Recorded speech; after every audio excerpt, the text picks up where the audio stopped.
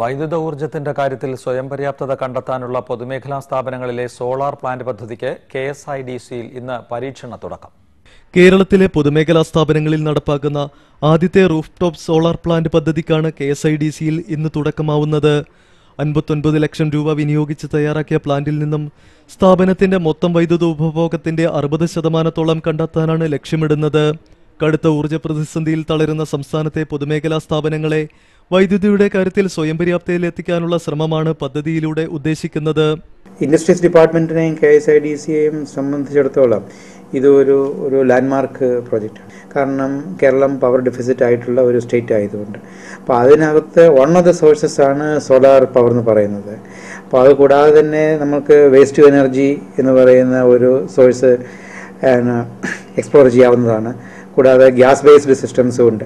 അപ്പോൾ അതിൻ്റെ ഒരു ഭാഗമായിട്ടാണ് KSIDC ഇങ്ങനെ ഒരു കാൽവെപ്പ് എടുത്തത്. പൂനെയിലെ ആർബട്രസ് കൺസൾട്ടൻസി തയ്യാറാക്കിയ പ്രോജക്ട് റിപ്പോർട്ട് കെൽട്രോണിന്റെ സാങ്കേതിക സഹായത്തോടെയാണ് പ്രാവർത്തികമാക്കിയത്. 32 കിലോവാട്ട് കപ്പാസിറ്റിയുള്ള പവർ പ്ലാന്റാണ് ഇവിടെ സ്ഥാപിച്ചിരിക്കുന്നത്. വ്യവസായ വകുപ്പിന്റെ കീഴിൽ സ്വന്തമായി കെട്ടിടമുള്ള എല്ലാ പൊതുമേഖലാ സ്ഥാപനങ്ങളിലും ഇത്തരം പ്ലാന്റ് സ്ഥാപിക്കാൻ ലക്ഷ്യമിടുന്നുണ്ട്.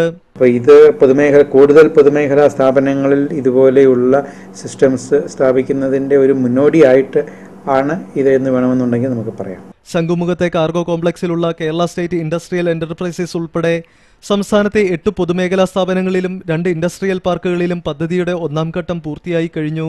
സൗരോർജ്ജ പ്ലാന്റിൽ നിന്നും ഉൽപ്പാദിപ്പിക്കുന്ന വൈദ്യുതി KSEBയുമായി പരസ്പരം പങ്കുവയ്ക്കുന്ന ഗ്രിഡ് സിസ്റ്റത്തിന് വേണ്ട മുന്നൊരുക്കവും ഇവിടെ നടത്തിയിട്ടുണ്ട്. ഇത്തരം നെറ്റ് മീറ്ററിംഗ് സിസ്റ്റത്തിലൂടെ സംസ്ഥാനത്തിന്റെ ഊർജ്ജ പ്രതിസന്ധിയെ തരണം ചെയ്യാമെന്ന പ്രതീക്ഷയാണ് പദ്ധതി നൽകുന്നത്. പ്രശാന്ത് കുമാർ, സൂര്യ ന്യൂസ്, തിരുവനന്തപുരം.